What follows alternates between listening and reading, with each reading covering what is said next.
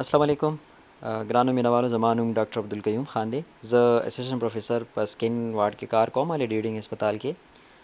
نن زه تاسو ته د سکین یو بیماری سورایسس یو ته په انګریزي کې وایي د سپونې یو قسم دی چلکې په خلکو باندې جوړیږي د هغې په باره کې سپیشلی چاته چې هغې ته پته چې سورایسس څه ته وایي ډېر خلک خو یې پیژني هم نه خو د سپونې یو قسم دی دا انسان په دې جسم باندې راځي سر کې هم راځي کله کله ورسره نوکونه او جوړونه هم ورسره لکه مطلب افیکټ شي نو دې په باره کې زه ډېرو خلکو اصرار و چې یاره مونږ ته دې په باره کې لږ معلومات راکړه نو زه به کوشش کوم چې یو عام سړي په ذهن کې دا خبرې راځي نو هغه خبرې به انشاءالله نن کومه. سورایسس بیسیکلی اول خو به دا وایم چې څه د وجې کېږي. سورایسس وجه چې ده که نه دا اټیومین ډسارډر مونږ ورته وایو. اټیومین مطلب دا دی چې ستا پولیس د ستا فوج د ستا جسم کې چې کوم خپل پولیس فوج دی د ستا سیلز په خلاف شي ستا سکین په خلاف راپاسي هغه ونه پیژني. اوس دا مسله ولې جوړیږي دا جینیټک پرابلم دا وراثت کې تاسو ته د سافټویر کې پرابلم ملاو شي نو مطلب دا دی چې وراثت کې کم پرابلم په سافټویر کې راغلی وي هغې د وجې د تاسو ډیفنس سیسټم الټه چې کوم دی تاسو باندې خپل اټیک وکړي یعنی مطلب دا دی بار نه څه جراثیم پکې نشته دی څه داسې مسله پکې نه خو دا ستاسو خپل یو دننه نه چې کوم دی پرابلم دی اټومین ډسارډر دی ته وایي.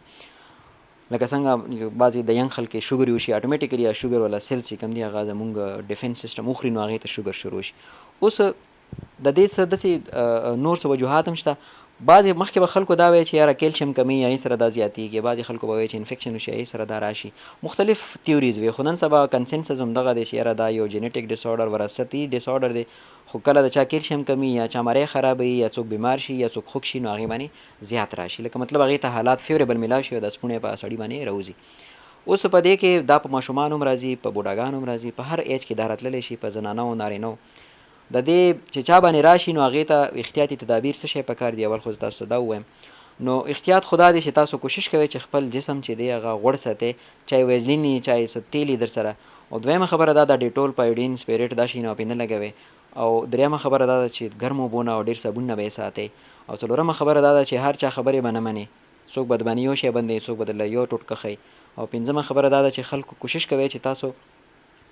پرهیز در باندې کینې دي کني خلک هم کدو او کریلې له صرف راولي چاته که څه پتې یو کني که نه خو چې سکین الرجي نو ورته وایي چې یاره دا به نه خوري او صرف خلک ما داسې خلک هم کتلي 100 کاله چې دي هغه جزان صرف سبزي خوري کدو کریلا ټینډا دې نه اخوا چې کوم دی هغوی څه نه خوړلي دې سره ستاسو زړه به یې کمزوري کېږي. چاته چې سورایسیس وي نو هغې ته پکار دی چې ښه خوراک کوي مالګه خواږه او غوړ دې کم کړي نور خوراک چې کوم دی خپل جاري ساتي مطلب ډېر زیات پرهیز ضرورت پکې نشته دی او دا مطلب احتیاط یې څو غټې غټې خبرې تاسو ته مه وخورئ. اوس هغه خلک چې چاته سورایسیس دی هغې ته څه کول پکار دي اول خبره خو دا دی تاسو کوشش کوئ ستنې ځان ته ونه لګوئ هر قسم ډاکټر له مه ځئ پراپر د سکین ډاکټر هغې ته به تاسو لاړ شئ او تاسو به هغې سره فالو اپ ساتئ. دا بیماري داسې ده یاد ساتئ چې د دې مکمل علاج په دنیا کې اوسه پورې ایجاد شوی نه دی دا چې څونه دوایانې دي د دې مقصد دا دی چې دا تاسو څه ټیمه پورې کنټرول شي لکه څنګه زموږ لوږه ده دا ختمیږي نه موږ خوراک وکړو ماښام بیا وکړو دغه شانتې دام دی چې تاسو دوایانې به مسلسل جاري ساتئ دا دې واله. اوس بعضې خلک داسې چې لکه د هر سړي خپله دوایي لکه بعضې خلک میسیج وکړي چې ما سورایسیس دی او ما ته دوایي راولېږه لکه دا ډېر غلط کار دی.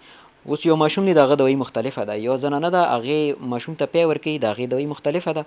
یو بوډا سړی دی چې 70 سال 60 سال عمر دی د هغې دوایي مختلف ده نو کوشش کوئ چې تاسو یو ډاکټر ته لاړ شئ خپل پوره کیس هغې سره ډسکس کړئ په میسیج او ټلیفون باندې چا نه دوایانې کوشش کوئ چې ډېر ضرورت نه نو دا مه کوئ د هسې لکه دا خو د جنرل زه خبره کوم د سکین هم خبره کوم نو کوشش کوئ چې تاسو یو سکین سره په ان ټچ وئ ډاکټر سره نو هر 2 میاشتو بعد 3 میاشتو بعد څنګه تاسو ته اساني میاشتې بعد هغې ته ورځئ چې تاسو سکین کنټرول نو بس دا ټولو کې غټه خبره ده. نن سبا دوايانې د انجکشن هم د دې راغلي دي خو هله ګران دي او د کورونا نه مخکې خو دلته په هغه باندې بیت المال باندې میلاوی دی شکر دی خو اوس له غوندې د حالات لږ خراب دي دا چې انشاءالله ټیک شي نو بیا به مونږ کوشش کوو چې کوم مریضان دي هغوی ته بیت المال او زکات فامونو باندې دا دوایانې ورته میلاویږي نو هغې هم رزلټس لکه ښه دي خو پرمننټ نه دي لکه مطلب ټول عمر دپاره نه دي. نو یو ډاکټر سره به تاسو په ان ټچ اوسېږئ چاهې څوک هم تاسو پورې چې نږدې ډېر لرې ډاکټر ته مه ځئ او دویمه خبره دا ده چې ستنې به نه وایئ دریمه خبره دا د هر قسم سړي نه به تاسو علاج نه کوئ او هر قسم پرهیز چې کوم دی که نه ځان باندې به نږدئ چې تاسو اکثر خلک دا سوچ کوي چې یاره پلنکي ته لاړ شم کراچي کې ډاکټر دی هلته ډاکټر دی کیدای شي زه پرمننټ ښه شم. په امریکا کې هم د دې مکمل علاج نشته دی. مطلب دی پاکستان کې خو ظاهره خبره چې ول هلته شی نه راځي، په ډیولپ نیشنز کې بیا مونږ ملک ته راځي. نو چا باندې چې سورایسس دی پریشانه کېږه ما پریشانی سره سورایسس زیاتېږي، پی ماسته لسی دا به خامخاس کې چې کیلشیم تاسو لیول پورې مرایم خرابېږي، ډاکټر ته ځئ چې دوايي درله درکوي. سکین به غوړ ساتئ، ډېر صابون او ډېر اوبونه به ځان ساتئ، هر قسم پرهیز به نه کوئ، خواږه غوړ او دا به لږ کم کوئ. ولې چې چا سورایسس وي هغې ته د شوګر او د کولیسټرول او د موټاپې چانسز زیات دي. وزن ډېر خیال ساتئ او مالګه به خوراک کې کمه کوئ. دا یو څو غټې خبرې احتیاطي تدابیر دي. نور تاسو چې کوم ډاکټري کوشش کوئ ما ته مریضان راشي څه مسلې ورته شلو کارونه ورته سورایسس یا څه مسلې زه ورته یم تا ته څه مسله ده ای جز ته پته هم نه. مونږ ډاکټران هم بدقسمتي سره مونږ مریض بې عزته کوو، جګړه مطلب ورته وایي چې بس دا دوايانې استعمال کوه دا. نو تاسو چې څه ذهن کې سوال یې که نه کوشش کوئ چې کوم ډاکټر ته لاړ شئ نو هغې نه ځان پوهوئ چې یاره دا څه شی دی او زه به څه توقعات ساتم. بعضې خلک راشي وایي میاشتې دوايي مې استعمال کړه ټیک نه شومه. نو سورایسس خو په میاشته کې نه ټیکېږي، 3 میاشتې خو لږې شي ستا سکین ورسره ټیک شي، بیا به څه دوايانې ته جاري ساتئ چې یا ستا سکین خرابېږي نه ورسره. کم خلک چې سکین یې خراب شي ډېر زیات او غوښه چرګ او